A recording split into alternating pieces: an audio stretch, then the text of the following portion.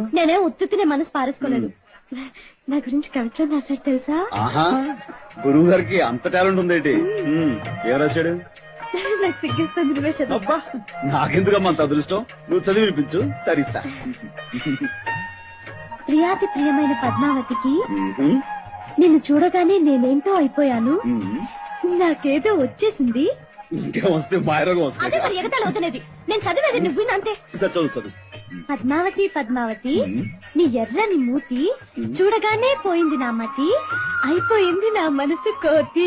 దాంతో నీ పని అయిపోయింది, అదో గతి. రామకృష్ణ గారు, లేకపోతే ఏంటి? కోతి గీత రాశాడంటే అది కవిత్వం కాదు, కపిత్వం. చేతరాతులు వాడు. భాష గురించి నీతో చెప్పడం నాది బుద్ధి తక్కువ. అరే, ఇది జోక్ అనాలే. మాట్లాడదు ప్లీజ్.